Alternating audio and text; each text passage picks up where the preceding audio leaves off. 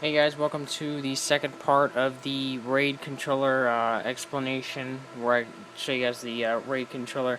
Sorry about the transition. It's dark now, and it's like I shot this half of the video like, I don't know, many hours later.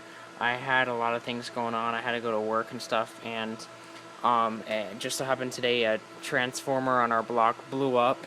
So our power was out for a while, and the UPS wasn't enough backup, so we lost the servers and everything. Anyway, um, I'm going to try to resume as best I can where I think I left off. I just need to cover the configure and initialize as far as I know. I hope the transition isn't too much of, hope it doesn't, lose too much, but anyways, I'm just going to go ahead and start here. And by the way, this is actually the only thing you really need to do to put the hard drives in RAID. I should have put this in the first video. I'm going to probably tell you guys in the first video to start off here if you just want to put them in RAID. But all the other stuff is really good to know. It's good to know when you're doing RAID. But anyways, I'm going to show you the actual configuration to configure the RAID and the initialize. I don't know if I explained this yet. If I did, sorry, I'm going to say it again. Because again, there's no editing or anything right now. I just have to upload the video straight to YouTube because I'm on my laptop. I say it probably on every video I have now. But anyway, if you want to configure, the server, this is all you have to do. You just have to go to the configure and go straight there, and you can configure the RAID controller for the server. Now, that's the first thing you're going to do before any of this, except clear. If you want to clear your hard drives first, you got to clear them before you configure them. So, if you plan on clearing everything, operating system, anything, any file, just everything and anything on the hard drive that's on there, you want to clear it before you configure it, because it will not allow you once you configure it. In fact, this server is configured right now. I'm sorry if I'm doing this again. I shot the first half many hours ago, and I don't remember where I left off. So, but anyways, if I try to clear it right now, because it's in RAID 0, it'll tell me cannot clear an online drive. So, if you've already configured the RAID, you cannot clear them. So, if you want to clear your drives, do it that first thing first. If you don't, just go straight to configure. So you just, again, all your options are down here. It's pretty damn simple.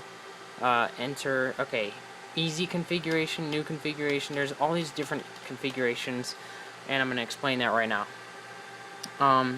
Easy configuration is basically you can make a new configuration without deleting your old one. So when you click new configuration, that's probably the one that first comes to your eyes, and you're gonna go, oh, let's make a new configuration. Well, when you do this, it will erase your old configuration and replace it with the new configuration. If you select easy configuration, you can make another configuration and not delete it. So you can have different configurations. So you can say, we're in RAID 0 right now, but I want to make RAID 1, but I don't want to delete my RAID 0 configuration.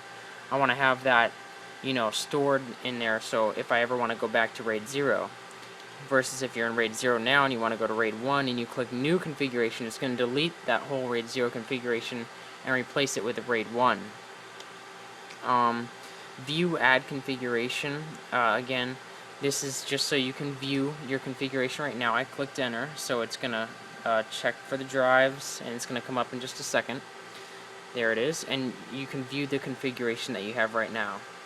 So you can see the RAID channel 0 has the two physical drives online, and this is how it's configured right now.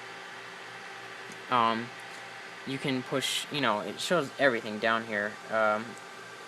F3 to see the info. So it'll show you the info. F10 to configure. I'm not going to push F10 right now because mine's already configured, but anyways, it's all down here. Space, so if you push the space bar, it'll start blinking. And actually, because mine's already in a RAID configuration, it tells me this drive is already being used as RAID. You cannot use it right now because it's already being used in a RAID configuration. I'm sorry I can't actually put this in RAID for you guys because my hard drives again are already running fine, and I'm not going to delete my configuration just for some video because it can be a pain in the ass to if I have to reinstall the operating system and everything.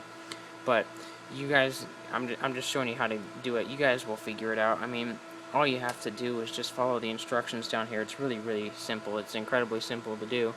I just want to explain to you guys the difference between this, but it'll tell you everything down here. When you push the space bar, it'll blink. You can go down and select the other one and push the space bar, and it'll blink. And then just hit enter, and they stop blinking, and you push F10 to configure, just like it says down here, and it does it. It's just that easy. It's not anything that hard. It tells you literally everything down here that you need to do. I mean, if you can read, you can figure this out. I just want to show you that what some of this stuff does, because you of course can read down here and it'll tell you what to do, but you may not know what's the difference between new and easy configuration. That's what I'm trying to show you here. Clear configuration, again, one of those self-explanatory things. You hit, enter clear configuration. It'll say, do you want to clear the configuration? So if you're in RAID 0 now, or RAID 1 or RAID 5, whatever, and you want to clear it and just go back to 2 physical drives, in my case I'm in RAID 1, so it'll just make 2 separate physical drives.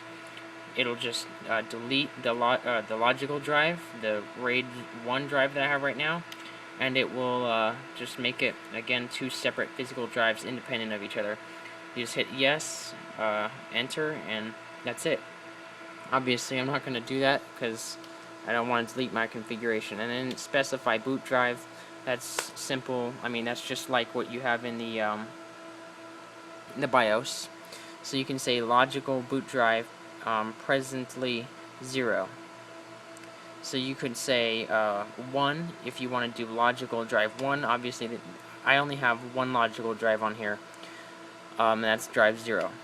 0 is my logical drive. That is my RAID 1 with my 2 hard drives put together.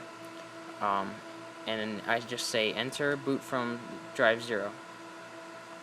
So that's all you have to do.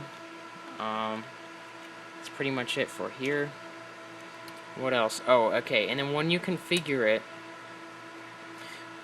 it'll tell you to initialize it. Now, initializing it it's one of those things that, again, actually, I don't think initializing it takes a long time. Initializing is very quickly.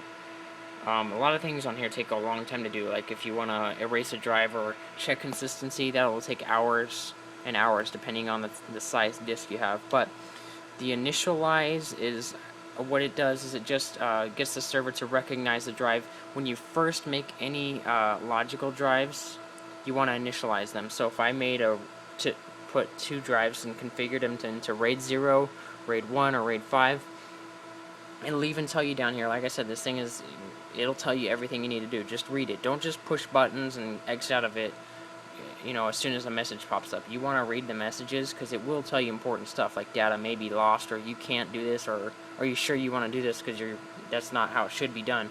It'll tell you everything down here that you need to know. But it'll tell you it'll tell you when you configure these that it's a good idea to initialize them. It recommends you initialize them, but it does tell you that initializing them is almost a guarantee to lose any data that's already on them. So if you don't want to lose data, you can try skipping out on initializing, but it is one of those steps that you should perform. Again, like I said, if you want to put these servers in RAID, I would just recommend you have a spare operating system disk. Take any files off of it that you need to, erase the operating system, clear the drive, start from 0, and just configure a RAID and start from nothing. Reload the operating system and everything. Because for me, I haven't actually tried taking a drive with an operating system and then putting it in RAID, but there's so many things you do that when you configure them and you initialize them, and every damn thing you do when you go from RAID or SCSI to RAID mode in the BIOS, every time you do something, it tells you you're gonna lose data, you're gonna lose data, you're gonna lose data, and it says that every time you pretty much push a button in these settings, you're gonna lose data. So with as many times as it says that, you're gonna lose data. So if you have anything that's important on there and you're expecting to you know, have your operating system running smoothly. You think you have just one drive in there now and you want to put it in RAID and keep everything on there. No, it's when you put them in RAID, you're basically starting over from zero. You gotta reload the operating system and everything.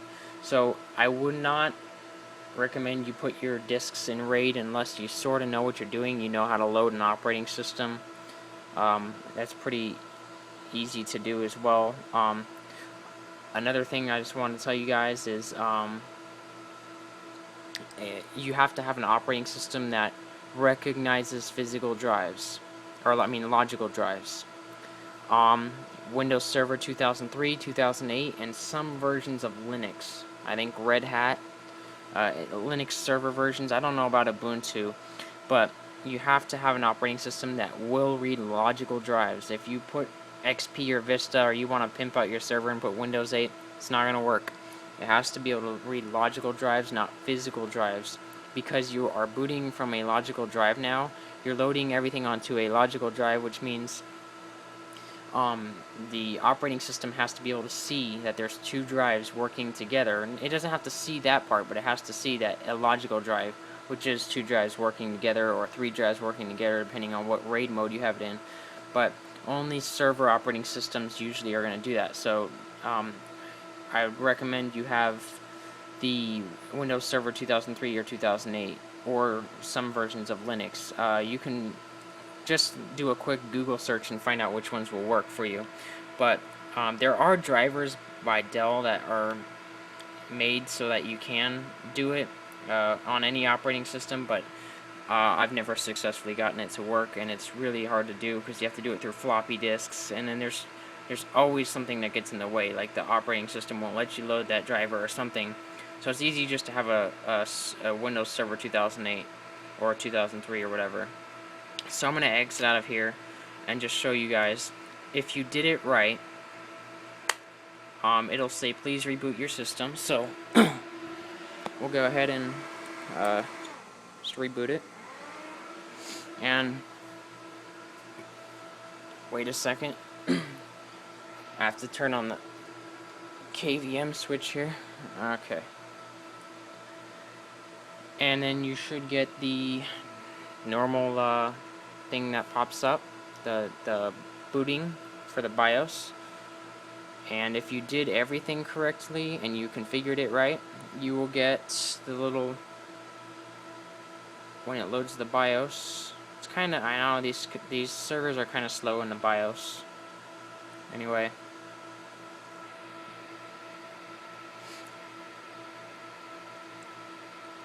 And again, sorry I can't edit this out. So you can see the PowerEdge expandable RAID controller BIOS. This you should have seen obviously before you got into the BIOS settings, because you had to push Control M to get into the BIOS. But whenever you see the Control M, you know that you're running, or into the RAID controller. I mean, whenever you see Control M, that means you have, that means you're in RAID mode. You can see right here it says one logical drive handled by BIOS, and it finds one logical drive. Whenever you boot up, if you did it right, it should say at least one logical drive. If it says 0 logical drives, you didn't do something right. You didn't save the configuration. You didn't do something right. So when it loads up the BIOS after you've configured the RAID, it should say at least one logical drive, depending on how many you configured. If you configured 1, 2, 3, whatever. But it should not say 0. If it says 0, it's not going to boot and it's not going to do anything. You didn't do something right. You have to go back and figure out what you didn't do right. Save the changes and everything when you do your RAID controlling, when you set up the RAID controller, and it should say 1 found, at least 1. And that's going to be what the operating system loads onto. The operating system is running off the logical drive. So this is it. This is Windows Server 2008, and it easily recognizes the logical drives, and it's not here. Let me see if I can just log on to this real quick. Control Alt Delete, and then that's it. And I mean, you know how the operating system works. This is nothing new or amazing, but anyways. that's pretty much it. This video, again, as always, they always go on way too long. But if you guys have any more questions or anything about anything in detail, I know sometimes I'm not the best at explaining things, or I may skip something that you may want to know. And I know when I'm on YouTube searching stuff up, I always hate when they skip like an important step. And especially with that big transition I did from just several hours later making part 2 of this video, um, I definitely may have missed something. So if there's something I didn't cover, you guys have any questions or anything in detail about this, I will be more than happy to make another video or give you a more detailed response, email, letter, comment, whatever, and I can help you out more if you need it. So I hope you guys enjoyed the video tutorial, and have a good one.